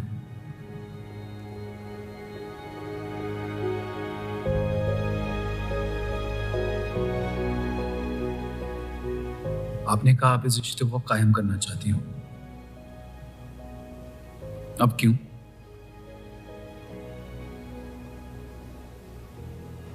सिर्फ 700 लेना काफी नहीं होता, और कई पहलू निभाने होते हैं शादी कायम करने में। मैंने सत्या से हमेशा कहा था, जबरदस्ती बनाए रिश्तों का अंजाम कभी अच्छा नहीं होता।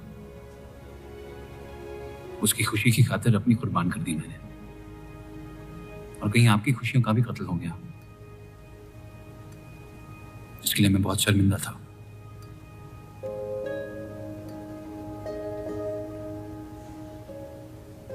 वक्त के साथ वो शर्मिंदगी शायद चाहत में बदलने लगी।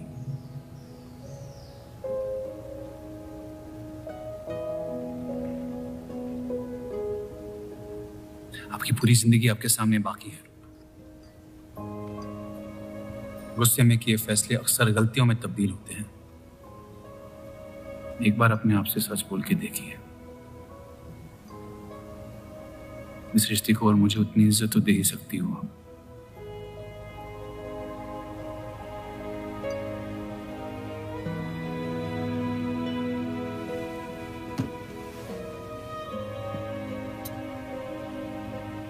पति पत्नी का रिश्ता रिवाजों से नहीं, प्यार से बंधना चाहिए।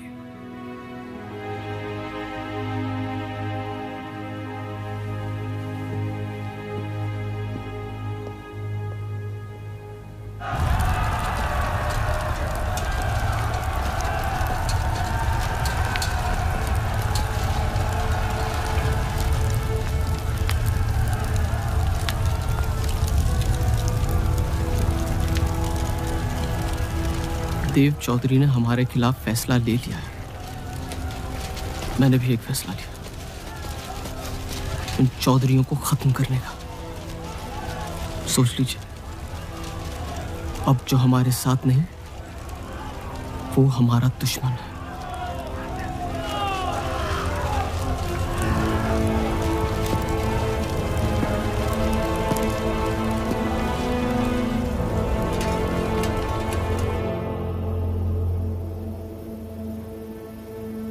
सरोज जी,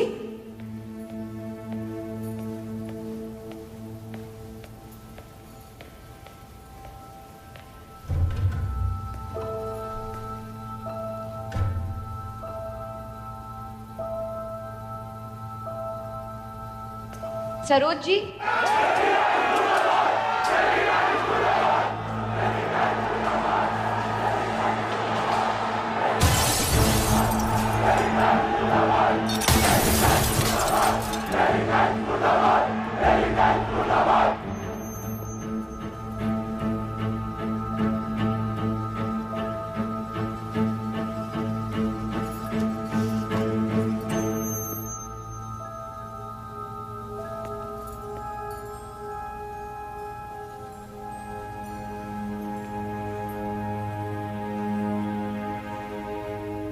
माफ कर दो मुझे। बस यही कहने आए हो? क्या फर्क पड़ता है, वैसे भी तुमने अपना फैसला ले लिया है ना। पूरी शिद्दत से तुमसे प्यार किया, और बदले में तुम ईमानदारी तक नहीं कर पाए। इतना मुश्किल था मुझसे सच बोलना।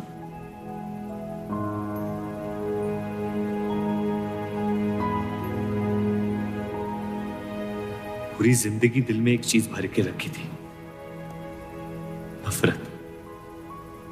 सबको धोखा दिया ताकि अपने अब्बा से इंतकाम ले सकूं। तुमने मेरे नफरत को बेघर कर दी और मेरे दिल में मोहब्बत भर दी। तो मेरे दिल को बदल रही थी, मैं डर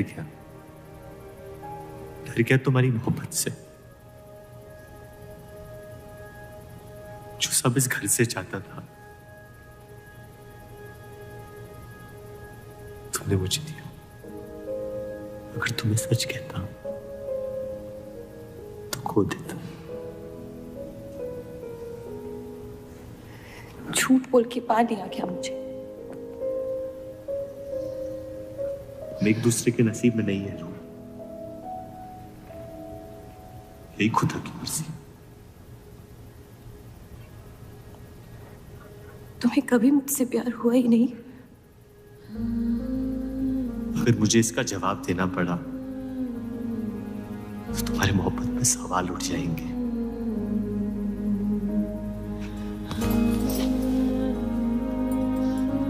तुम कभी सीधा जवाब क्यों नहीं देते जफर?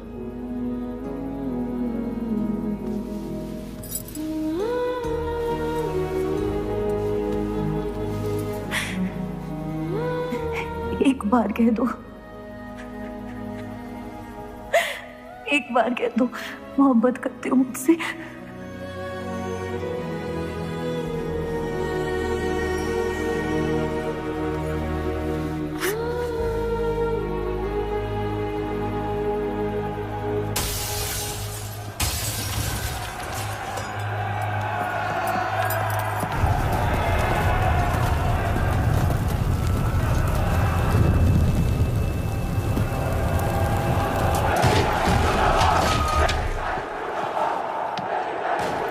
पीछे की दरवाजे से। चलिए आनंद जी।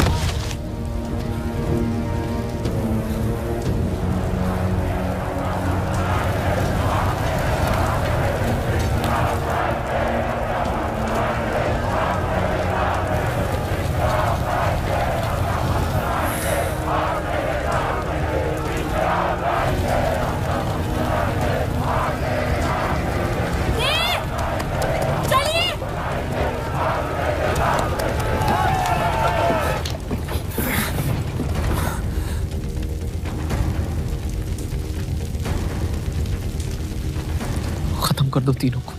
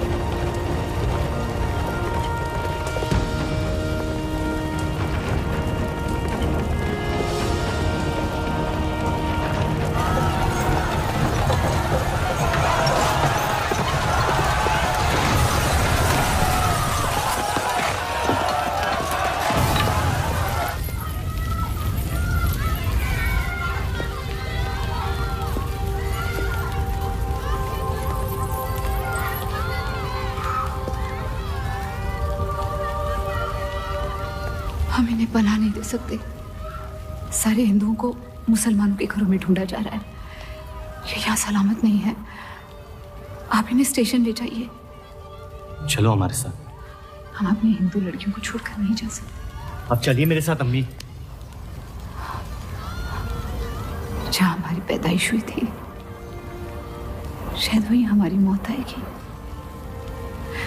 जाइए, अब जाइए।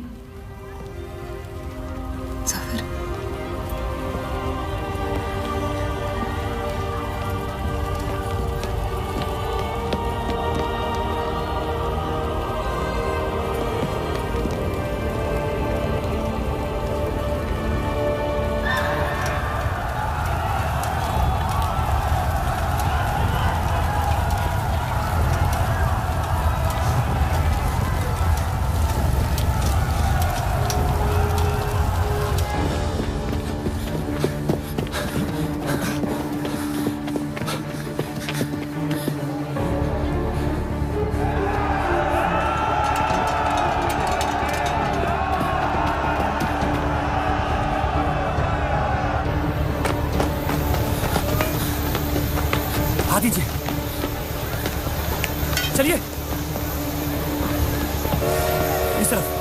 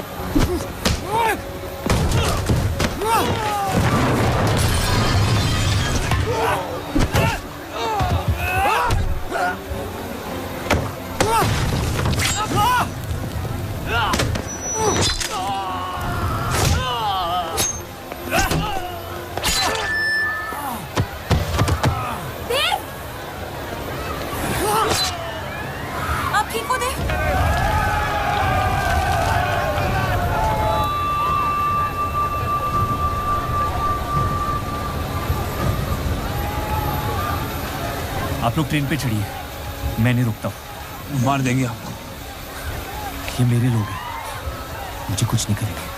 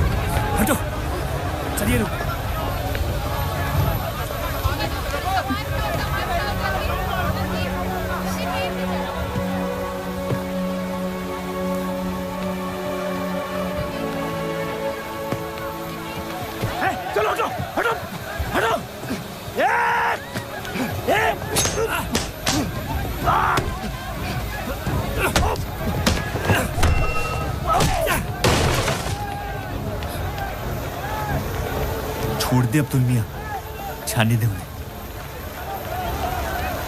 मेरी खातिर।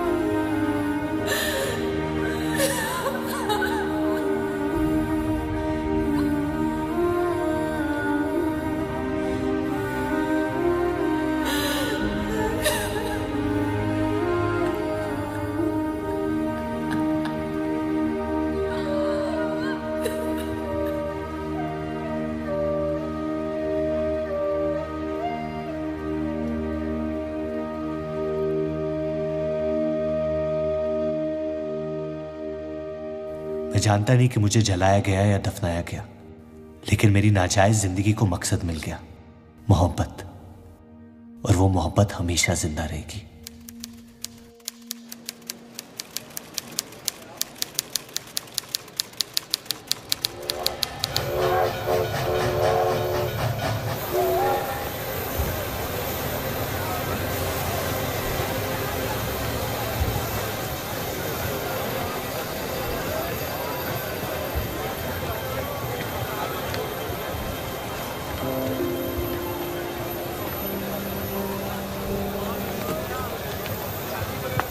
लकीरें खींच लेने से दुनिया छोटी या बड़ी नहीं हो जाती, बस हजारों जिंदगियां बिखर जाती हैं।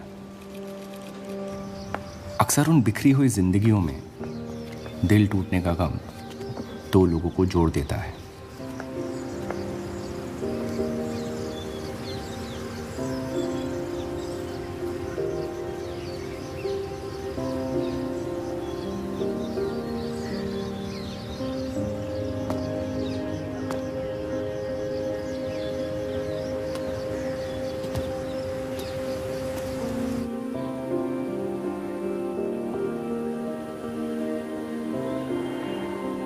डेली टाइम्स अखबार के देव और रूप का किस्सा भी बंटवारे की उन हजारों कहानियों में से है जो इतिहास की चीखों में कहीं खो जाएंगी।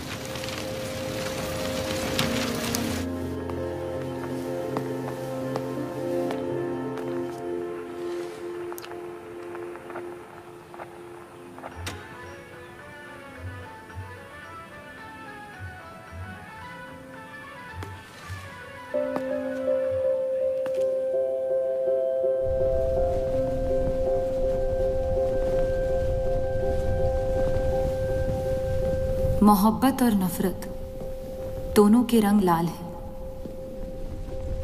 लेकिन फर्क ये है कि नफरत से दुनिया बर्बाद हो जाती है और मोहब्बत में खुद बर्बाद होना पड़ता है।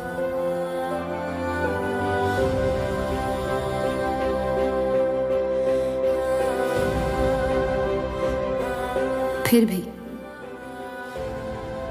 कलंक अक्सर मोहब्बत पे लगते हैं।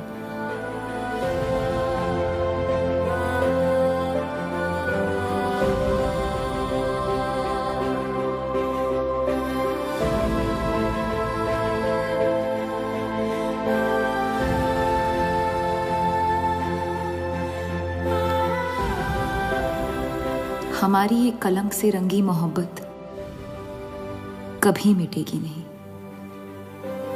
हमारे अंदर हमेशा मौजूद रहेगी।